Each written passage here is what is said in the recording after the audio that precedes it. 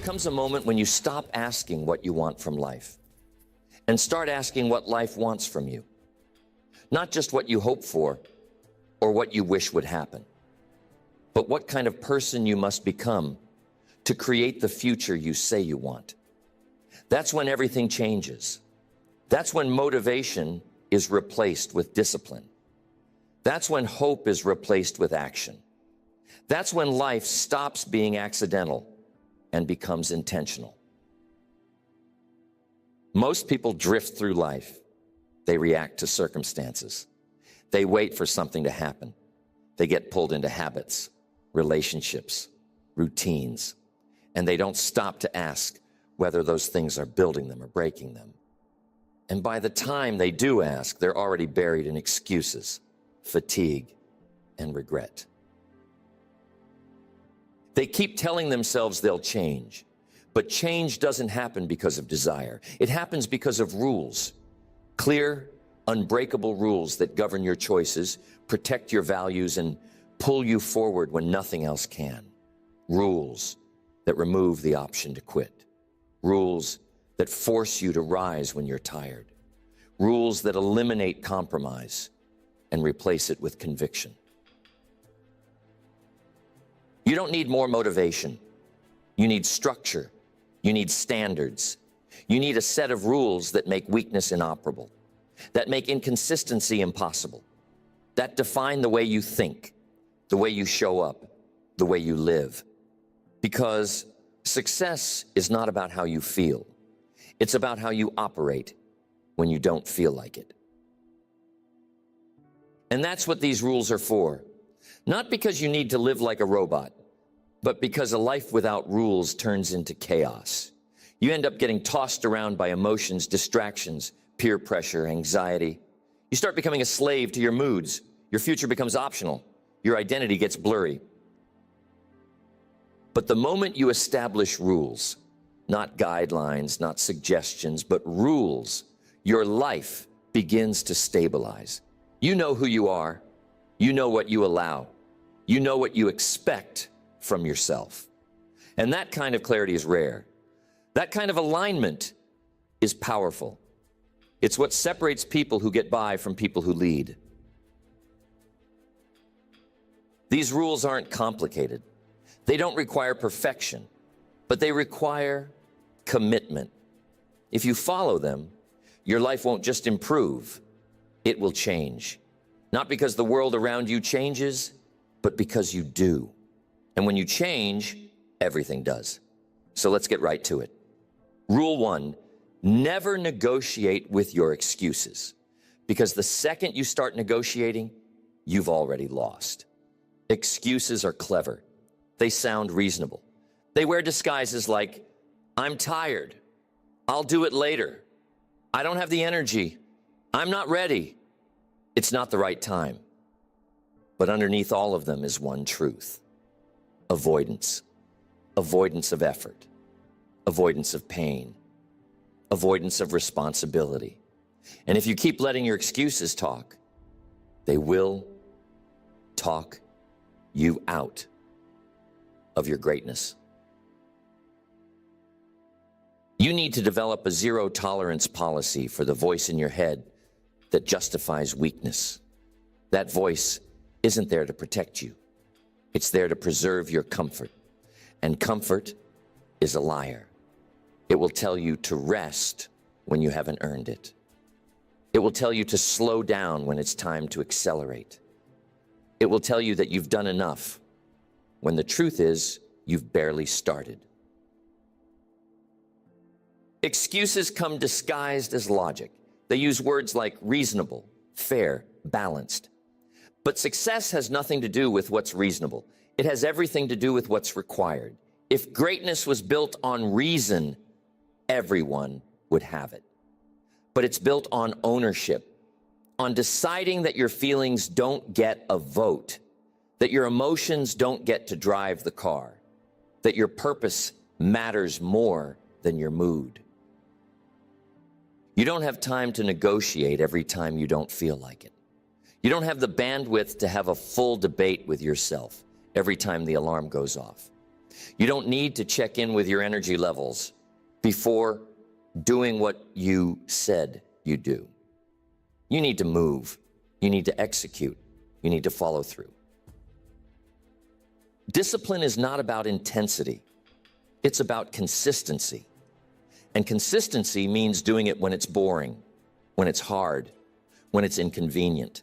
That's where your confidence comes from, not from hype, from habits, from acting in alignment with your highest standard, especially when your lowest self is screaming for relief. You want to change your life? Stop giving power to your excuses. Start listening to your commitments. Start honoring your word more than your whim. Start trusting that the part of you that made the plan knows better than the part of you that wants to back out of it. That's the first rule. When the excuses show up, and they always will, you don't argue. You don't reason. You don't stall. You act. You move. You do what you said you'd do, no matter how you feel. Because the fastest way to kill your momentum is to start listening to the voice that benefits from your failure. Here's rule 2. Protect your standards like your life depends on it, because it does. Your standard is the minimum level of effort, discipline, focus, and execution you accept from yourself. Not when you feel good, not when you're motivated, all the time. And if your standard is low, your results will follow. If you tolerate inconsistency, if you excuse weakness, if you normalize mediocrity, you will build a life that reflects exactly that. Most people don't fail because they aimed too high and missed. They fail because they allowed themselves to aim lower, slowly over time. They drift. They relax. They tell themselves they're being realistic. But really, they're negotiating with their own potential. Not all at once. In little moments. In tiny decisions. In the way they let themselves slide when no one is watching. If you want to change your life, you have to decide where the line is. What do you no longer tolerate? What do you refuse to allow? What becomes unacceptable from this moment forward? Because until you draw that line, until you get so fed up with your own excuses that you set a new bottom, you'll always fall back to what's easy. And the thing about standards is they show up in the small things. It's not just the big goals you hit. It's how you carry yourself when nobody's checking. It's how you handle the slow days. It's whether you keep your word to yourself. Do you still train when you're tired? Do you still execute when there's no deadline? Do you still show up for your principles when it would be easier not to? That's your standard. And if you don't enforce it, nobody else will. You think people are going to hold you accountable? Most won't. They'll let you slide. They'll say it's okay. They'll agree that you've done enough. And if you live by that, you'll start lowering your standard to match their expectations. You'll start shrinking so that other people feel comfortable. But the people who win, the people who change their lives and keep changing them, don't measure their standards against the world. They measure them against who they said they'd be. They walk into the day with a non-negotiable mindset. They hold themselves to a level most people would call extreme. But that extreme is what builds greatness. That extreme is what creates consistency. You're not supposed to feel good all the time. You're not supposed to enjoy the process every minute. You're supposed to show up because that's the rule. Not a rule someone gave you, a rule you gave yourself. A rule that says, this is who I am now. This is what I allow. This is the level I live at. Because the longer you enforce that standard, the more natural it becomes. What used to feel difficult starts to feel normal. What used to be a stretch becomes the baseline. And now your identity shifts. Now, Discipline is just what you do. Now, excellence is just how you operate. And when you live there, when your standard is built into your DNA, you stop having to restart. You stop falling off and climbing back up. You stop questioning yourself every time life throws pressure at you. Because you already decided. You already chose. You already raised your floor. And now your life reflects it. Okay? Rule 3, stop waiting to feel ready. Stop waiting for the perfect moment, the right headspace, the magical alignment of clarity and motivation. That moment doesn't exist. That feeling never lasts. You don't need to feel ready to move. You need to move so you can become ready. That's how momentum is built, not through inspiration, but through action. People waste years waiting for certainty. They wait until they're in the zone. They wait until their mood improves. They wait until life calms down. And in that waiting, they convince themselves that they're being smart, that they're just being patient. But they're not. They're stalling. They're hiding. They're letting fear masquerade as preparation. Readiness is a myth.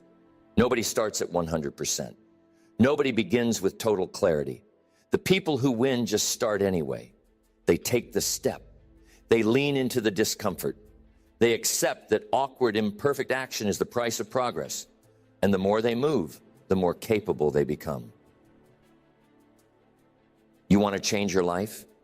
You need to build a bias toward execution, toward action, toward momentum. You need to train yourself to start even when you're tired, to act even when you're unsure, to move even when the excuses are loud. Because that movement becomes identity. Every time you act in the face of hesitation, you're casting a vote for the version of you who follows through. Every time you push past the pause, you prove to yourself that fear does not run the show.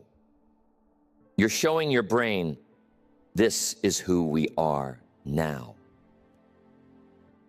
You will not think your way into transformation.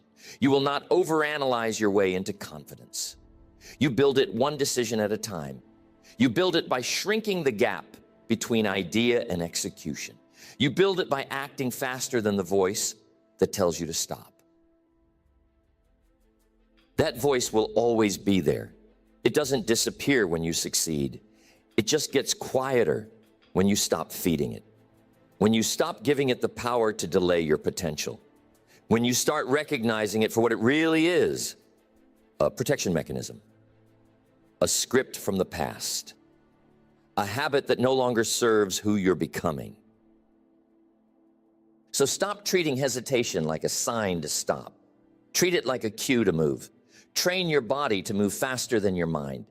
Feel the resistance and go anyway. That's how confidence is forged. That's how certainty is earned. And not before the decision, but after, in the doing, in the following through. You can spend your life waiting for a signal, or you can decide that you are the signal. You can decide that your commitment matters more than your feelings, that your direction matters more than your comfort, that your future matters more than your fear. And once you stop waiting, once you stop needing everything to be perfect before you act, you gain a new kind of power. A power most people will never understand. A power that doesn't come from certainty. It comes from courage.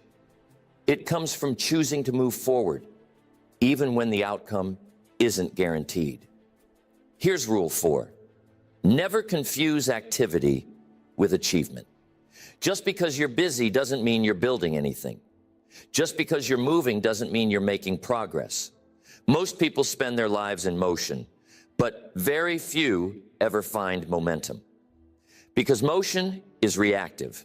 Momentum is intentional. Motion is movement. Momentum is progress. And the difference is clarity. You can fill your day with tasks, meetings, errands, messages. You can run around crossing things off a list, and still go to bed no closer to your goals than you were when you woke up. Because productivity isn't about getting things done. It's about getting the right things done. The few things that actually matter. The actions that create separation. The decisions that compound. People waste years being busy. They think because they're tired, they've earned something. Because they were active, they must be productive. But busyness is a trap, a disguise, a false sense of progress that keeps you distracted from the work that actually changes your life. You don't need more to do. You need more focus, more direction, more constraint. You need to build a system that eliminates noise and multiplies clarity, a system that protects your energy from distraction and aligns your effort with your highest values. Start each day with a decision. What are the 3 things that, if done with focus, would move my life forward today? Not the most urgent things, not the easiest things, the most essential things. Then guard those with everything you've got. The people who win are not the ones who say yes to everything. They're the ones who say no to almost everything, so they can say yes to what actually matters. They're not trying to do more. They're trying to do what counts, and then they do it better, with more depth, with more intensity, with more consistency. You don't get points for being busy. You don't get rewarded for being available. You don't build anything by checking off boxes that don't move the needle. If you want to separate yourself, you need to stop chasing volume and start chasing impact. Because volume creates noise. Impact creates results. Volume exhausts you. Impact energizes you. Volume looks good on paper. Impact shows up in your life. And the difference is whether or not you're clear. Whether or not you've decided to stop doing things that feel productive and start doing things that actually are. You'll have to let go of some habits. You'll have to walk away from some cycles. You'll have to give up the illusion of control that comes from having your hands in everything. But once you do, you'll find space. You'll find clarity. You'll find that most of what you thought was essential was just distraction wearing a suit. You want to grow? Do less, but do it better. Focus on fewer priorities, but master them. Stop multitasking. Stop switching lanes. Stop bouncing between inputs like a pinball machine. Pick your focus. Go all in. Stay there long enough for it to bear fruit. And when it gets boring, stay. When it stops being exciting, keep showing up. When the novelty fades, dig deeper. Because boredom is not a signal to quit. It's a signal that you're entering mastery. It's a test. And most people fail it. They chase the next thing, the new plan, the new strategy. But what they really need is discipline. Discipline to stay when it's not sexy, to repeat the fundamentals until they become instinct, to keep doing what works until it works even better. Because momentum is not built through intensity. It's built through repetition, through patience, through precision. And if you can build that, if you can break the addiction to noise and stay locked into your lane, you'll outlast everyone. Not because you were smarter, not because you had more resources, but because you chose depth over distraction. Because you stopped doing what looked productive and started doing what was effective. Rule 5, never lower your standard to match your environment. Raise your environment to meet your standard. The world will try to pull you back into comfort, into mediocrity, into old patterns. And if you don't hold the line, if you don't protect your standard, you will fall. Not because you're weak, but because you're human. Because people conform to their surroundings. And if you're not intentional about shaping your surroundings, they will shape you. You cannot afford to live by default. You cannot afford to walk into rooms where excellence is optional and expect to stay disciplined. You cannot afford to surround yourself with people who normalize procrastination, inconsistency, and laziness, and expect to live at the highest level. You need to audit your circle, audit your inputs, audit the voices you let in, the language you tolerate, the energy you accept. Because your environment is not neutral. It's either reinforcing your growth or slowly destroying your edge. You've been told that you're a product of your environment, and it's true. But the second half of that truth is this: you are also the architect of it. You get to choose. You get to build it. You get to eliminate what doesn't serve you and multiply what does. That means setting boundaries. That means walking away from conversations that drain you. That means closing the door on drama. That means making your home, your workspace, your daily rituals a reflection of your highest self, not your past self. Because the old version of you tolerated a lot. You made excuses. You let people waste your time. You stayed in places too long. But that version of you is gone. And if you're serious about becoming someone new, your environment has to evolve with you. This doesn't mean cutting everyone off. This doesn't mean living in isolation. It means being honest about what you allow. It means noticing how you feel after certain conversations. It means watching what rises in you and what shrinks in you when you're around certain people, and choosing accordingly. And it's not just people. It's habits. It's routines. It's your sleep, your nutrition, your inputs, your physical space. It all sends a message to your brain. It all sets a tone for your performance. And if that tone is clutter, chaos, and inconsistency, you will never be as focused, disciplined, or powerful as you could be. You have to build a life that pulls the best out of you, a schedule that protects your energy, a space that promotes clarity, a structure that eliminates decision fatigue, because willpower is limited. You don't want to keep relying on it. You want to build systems so your discipline becomes automatic. People will call it extreme. People will say you're being obsessive. People will call you rigid, and you will smile because you understand something they don't. Freedom is born in structure. Clarity is born in constraint. Progress is born in alignment. You're not trying to impress anyone. You're trying to become the kind of person you can't stop respecting. You're not trying to fit in. You're trying to stand out by standing firm, by refusing to lower your bar so other people feel more comfortable. And here's the truth. When you raise your standard, people will leave. Let them. Not everyone is meant to walk with you.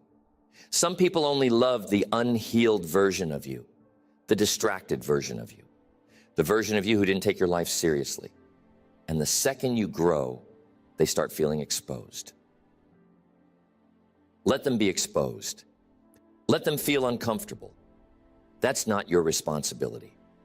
Your responsibility is to build a life that honors your potential, to protect the discipline that made you different, to carry the standard even when no one claps. And if you keep showing up like that, if you keep living like your standard matters, you'll attract a different kind of person.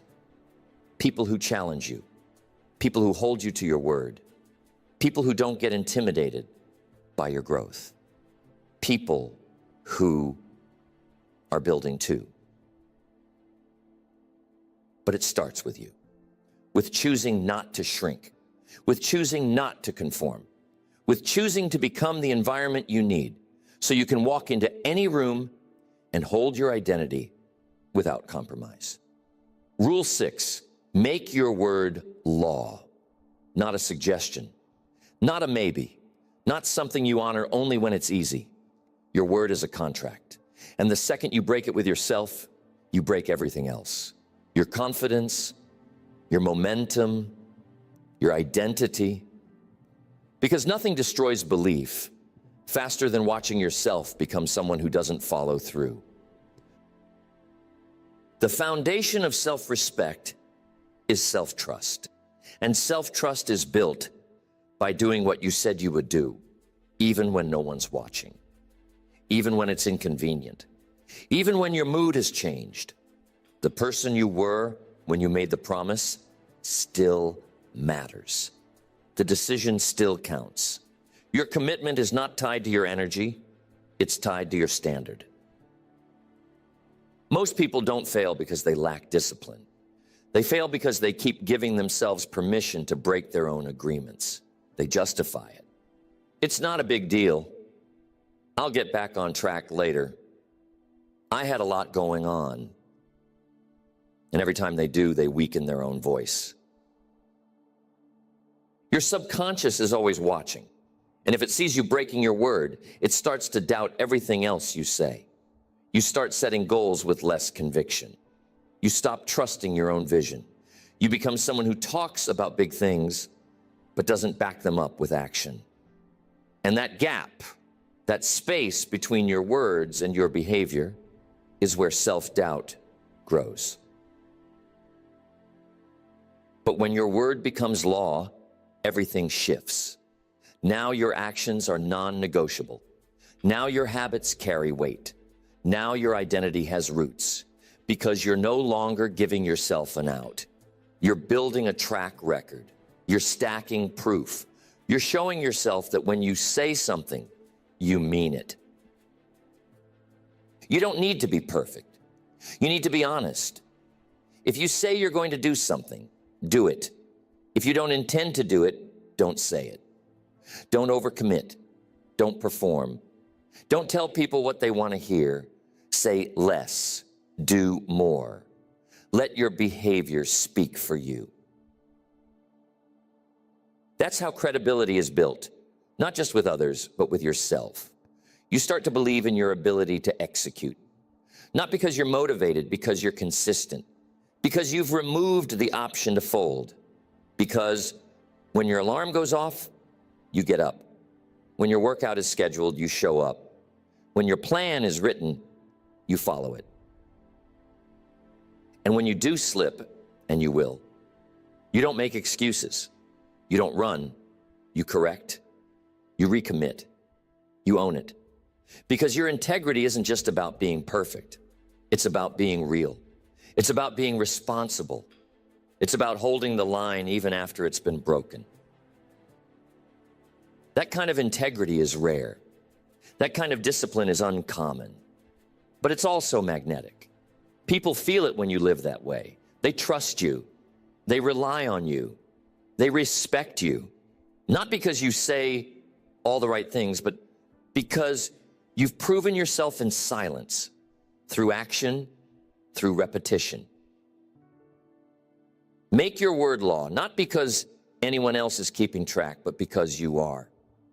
Not because someone will call you out if you don't, but because you know who you want to be and the version of you that wins. That version doesn't negotiate. That version doesn't play with promises. That version doesn't live in maybe. And when you live that way, when your behavior finally matches your potential, you become unstoppable. Because now you don't need motivation. You don't need hype. You don't need to be convinced. You just act. You just move. You just follow through. Rule 7 is to stop feeding your distractions. Whatever you feed grows, and distractions are no exception. Every time you give them your time, your energy, your attention, you strengthen their grip on your life. You train your brain to crave the easy out, to reach for escape when things get difficult, to chase stimulation instead of substance. And over time, those small moments of escape become who you are. Distraction isn't just the TV or magazines.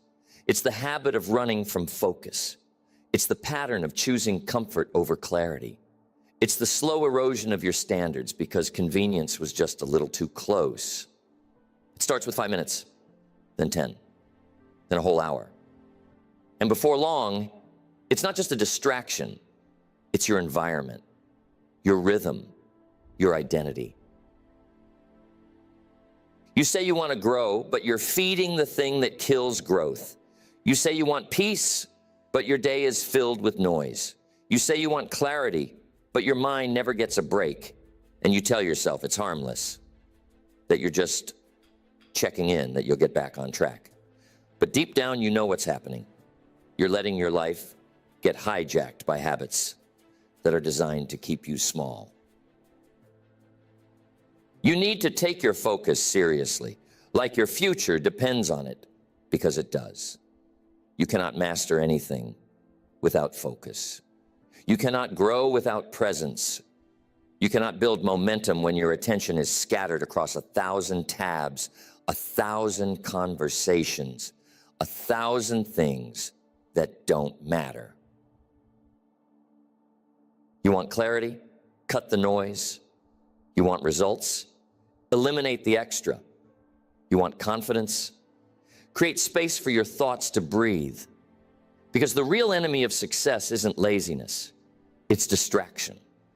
The endless stream of inputs that look like activity but produce nothing. The constant interruption of your rhythm by things that don't matter. You need to train yourself to sit with discomfort instead of running from it, to finish what you start before checking something else, to get to the end of a thought before jumping into the next. This is how focus is rebuilt, not with more time, but with less noise. You'll never have more time than you have now, but you can have more clarity, more presence, more intensity. If you remove the things that steal your attention, if you stop justifying your distractions, if you stop pretending that a few minutes here and there don't add up, they do. And the price is your future. So start protecting your focus like it's sacred, because it is. It's your power source, your edge, your ability to create something real. Turn off the notifications, close the tabs, mute the noise, get quiet, get present, get deep into the thing that matters, and stay there long enough for it to change you. And it will feel uncomfortable at first. Your brain will rebel. It will reach for the old habits. It will search for the hit of dopamine it's used to. But if you can sit with that for 5 minutes, then 10, then 20, you start to reclaim your attention. You start to rebuild the muscle of discipline. And soon you'll notice a shift. You'll stop needing constant entertainment. You'll stop craving the television. You'll start feeling peace in the silence. You'll start making progress in the space you created. And that progress will multiply. Because when you focus, you move faster. You create sharper. You execute cleaner. You don't need to work harder. You need to work clearer. And clarity comes from subtraction, from simplifying, from choosing less, but doing it better. That's what high performers do. They don't do more. They just don't waste energy. They don't tolerate distractions. They don't live with digital clutter. They don't spend their best hours on low-value input. They build fortresses around their focus because they know it's the one thing that separates them from the masses. So build your own. Create rituals that protect your energy, time blocks that cannot be interrupted, routines that start your day in silence, systems that make distraction inconvenient, and focus automatic. This is not extreme. This is essential. Because if you don't control your attention, someone else will. If you don't build your day, someone else will schedule it for you. If you don't prioritize your energy, you'll end up exhausted by things that don't matter. You have a choice every day. You can feed your focus or feed your distractions. and whichever one you feed wins. The eighth rule is to train yourself to do what's hard, especially when it's the last thing you feel like doing, because the life you want lives on the other side of the things you keep avoiding. Your strength is built in the resistance. Your clarity is forged in the tension. Your power is unlocked when you stop choosing the easy path and start choosing the necessary one. Most people only do what's hard when it's convenient, when they're fired up, when the motivation is high. But the second it gets heavy, the second it gets repetitive, the second it gets inconvenient, they disappear. They find a reason to delay. They tell themselves they'll try again later, but later never comes. If you only show up when you feel like it, you've already lost. Because the resistance will always be louder than your inspiration. There will always be a reason to wait. Always a reason to take the shortcut. Always a reason to compromise. And the only way to win that game is to build a different rule into your system. I do hard things, no matter how I feel. That's the rule. Not because you like it, not because you enjoy pain, but because you know that discomfort is your training ground. That pressure is your privilege. That growth doesn't happen when it's easy. It happens when it costs something. You need to stop expecting progress to feel good. Stop waiting for challenge to feel comfortable. Stop thinking that discipline should be enjoyable. It won't be, not at first. But that's not the point. The point is to choose the hard thing because it's the right thing, because it's the aligned thing, because it's the thing that's going to pull you into the version of yourself you're trying to build. You don't build muscle without resistance. You don't build resilience without pressure. You don't build discipline without doing what's hard over and over until it's second nature. So start now. Start with something small. Cold showers, extra reps, getting up earlier, saying no when it's uncomfortable, anything that sharpens your edge. And every time you lean into the hard thing, you're giving your nervous system a new script. You're teaching your brain that discomfort is not a threat. You're building a life where your first instinct isn't to escape, it's to engage. Most people live in avoidance. They avoid anything that stretches them. They avoid confrontation. They avoid feedback. They avoid the habits that make them better. And because they avoid challenge, they never evolve. They stay stuck. And they convince themselves they're just not wired for growth. But it's not wiring. It's training. And the training starts when you stop running and start leaning in. The conversation you've been avoiding, have it. The commitment you've been dodging, make it.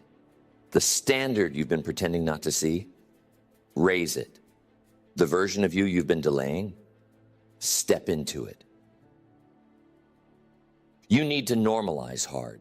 You need to make discomfort a daily part of your system, not once in a while, not just when it's dramatic. Every day, something small, something difficult, something that reminds you that you don't serve your emotions. You serve your purpose. Because once you get used to hard, you stop fearing it. You stop flinching when pressure shows up. You stop backing off every time something challenges you. And that's where your confidence comes from repetition, from doing hard things until they feel familiar, until they feel routine, until they feel like who you are. That's what separates leaders from followers, not talent, not intelligence. Their tolerance for pain, their ability to stand in the heat and still execute, their refusal to walk away just because it's not comfortable. You need to raise your pain threshold, not because you love suffering, but because you love growth, and growth will never ask for your comfort. It will demand your sacrifice. It will test your resolve. It will expose your weakness. And if you can stand there and keep moving, you'll earn strength that most people only talk about. Because the greatest version of you is not hiding behind comfort. It's buried beneath the resistance you've been avoiding. And the only way to uncover it is to go through it, to face it, to meet the weight and not let it break you. Next, rule 9 is to stop chasing approval. The second you start living for applause, you lose control of your direction. You become addicted to validation.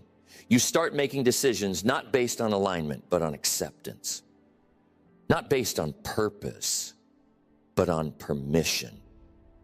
And you slowly begin to abandon who you are in exchange for who the world will clap for. You weren't born to be liked. You were born to become. And becoming doesn't always get a standing ovation. Sometimes it gets resistance. Sometimes it gets distance. Sometimes it makes people uncomfortable. But you're not here to keep everyone comfortable. You're here to fulfill your potential.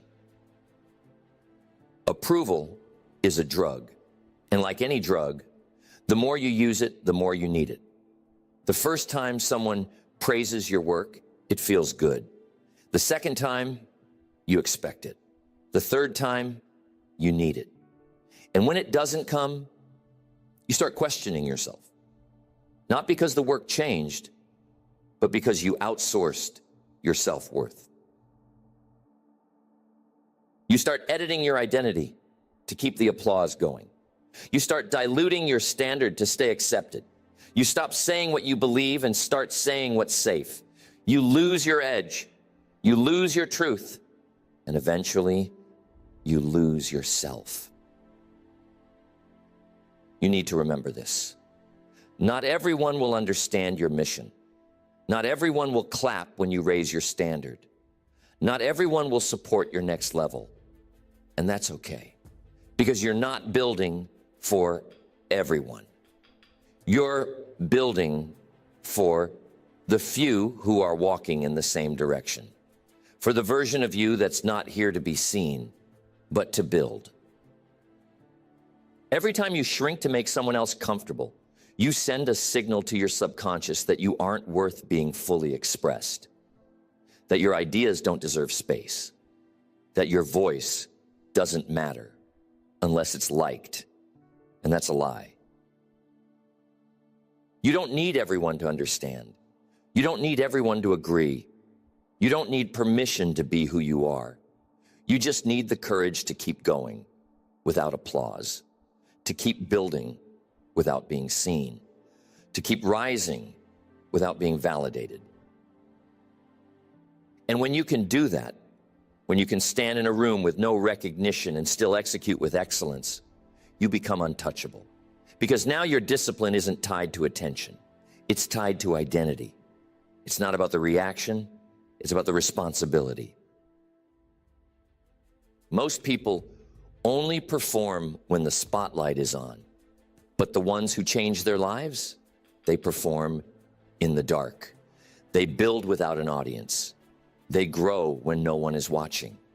They do the work because it's who they are, not because they're trying to prove something. You need to get to the point where validation is a bonus, not a requirement.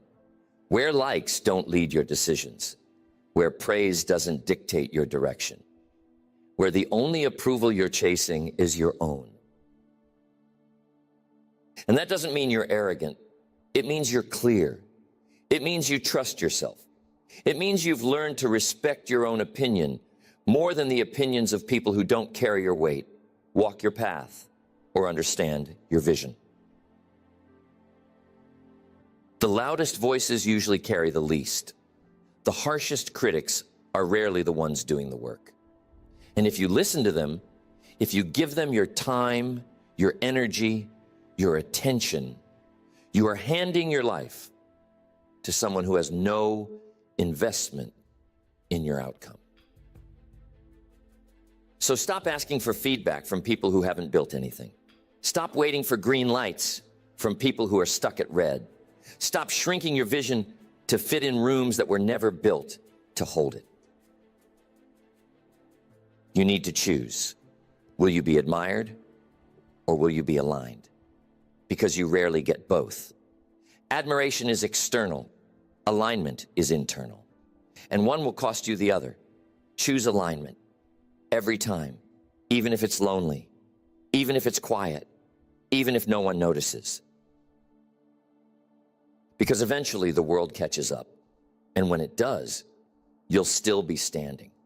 You'll still be building. You'll still be clear because you didn't chase the crowd. You didn't chase applause. You chased mastery. You chased legacy. You chased the version of you that didn't need the world to clap in order to lead. Rule 10, own everything. No more blame. No more waiting. No more excuses. If it's in your life, it's your responsibility. Even if it's not your fault, even if it wasn't fair, even if someone else played a role.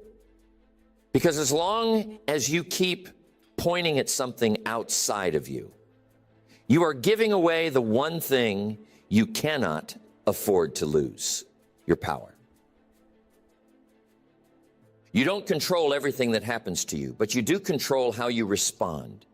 You do control what you do next. You do control the choices you make today. And those choices are either moving you forward or keeping you stuck. You can't keep blaming your parents, your past, your boss, your circumstances, your trauma, your timeline.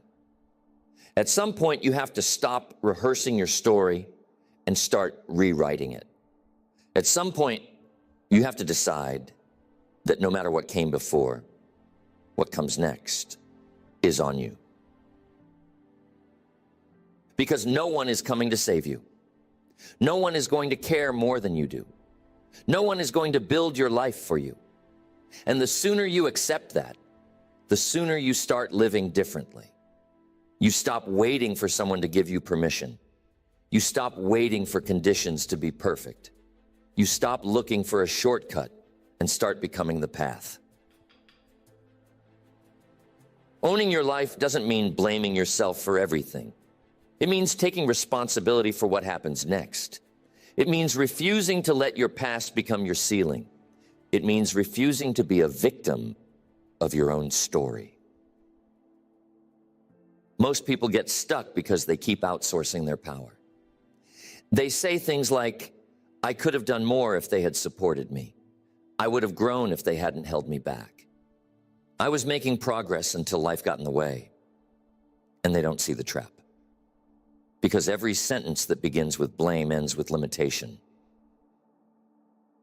But when you flip the script, when you start saying, it's on me, even when it's hard, you take back control, you become dangerous.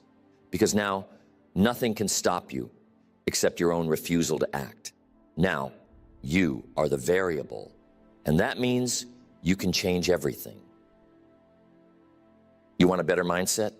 Own it. You want better results? Own them. You want a stronger body, a clearer schedule, deeper relationships, more discipline, more peace? Own all of it. Stop waiting. Stop hesitating. Stop hoping someone else will show up and fix it. This is your life. And if it's not where you want it to be, start building. Own the discipline. Own the hard days. Own the fact that no one understands what you're trying to build. Own the fear. Own the doubt. Own the pressure. Because when you own it, you can shape it. When you take responsibility for it, you can redirect it. And the longer you live this way, the more honest you are with yourself, the freer you become. Because now, you're not waiting.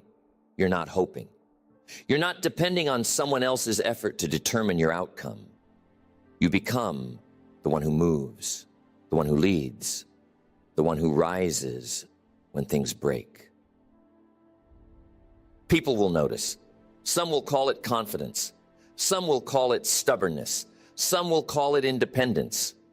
But you'll know what it really is. It's ownership, quiet, consistent, focused ownership. The kind that doesn't need recognition because it's too busy building. And when things go wrong, and they will, you don't panic. You don't collapse. You don't look for a scapegoat. You take the hit. You adjust. You rebuild. You keep moving because you've trained yourself to lead, even through failure. You've stopped outsourcing your peace. You've taken control of your response. This is how transformation happens. Not by waiting for life to make it easier, but by deciding to become stronger. Not by wishing for a better path, but by becoming the person who can walk any path. Not by praying someone else changes, but by becoming the change yourself. You've just seen 10 rules that will change your life, but only if you follow them. Only if you stop treating your growth like a suggestion and start treating it like a mandate. Only if you stop hoping things will shift and start acting like they have to. Because nothing changes until you do. Not your circumstances, not your results, not your identity. You can write down goals. You can visualize success. You can read all the right books. But until you build a structure that enforces who you say you are, none of it sticks. Until you raise your standard and refuse to negotiate, your momentum will always be temporary. That's why these rules matter, because they aren't just ideas, they're anchors. They're guardrails that keep you from drifting. They're commitments that carry you when your motivation fades. They're the difference between operating from emotion and operating from decision. You want freedom, enforce structure. You want clarity, create boundaries. You want peace, eliminate what weakens you. You want progress, follow through. Even when it's uncomfortable, especially when it's uncomfortable. Because you're not going to feel like it every day. And that's not the point. The point is showing up anyway. The point is becoming the kind of person who no longer needs the perfect conditions. The kind of person who doesn't stall when it's hard. The kind of person who makes decisions from identity, not insecurity. And that kind of person, they change everything. Not just their results, but their environment, their circle, their standard, their story. They stop living in reaction and start living by principle. They stop chasing quick wins and start building something that lasts. That can be you, if you choose it, if you enforce it, if you stop entertaining the version of you who folds when it's hard and start becoming the one who leads when no one else will. The one who trains discipline like it's non-negotiable. The one who doesn't make excuses because excuses don't belong here anymore. You're not here to live at 50%. You're not here to repeat the same year over and over. You're not here to blend in with people who are afraid of their own potential. You're here to lead. You're here to stretch. You're here to build. And the rules are simple, clear, sharp, unbreakable. If you want to win, live by them. Don't just memorize them. Don't just agree with them. Live them in the quiet, in the pressure, in the repetition, especially when no one's watching. Because that's where your life is built. Not in what you say you believe, but in how you act when the excuses show up.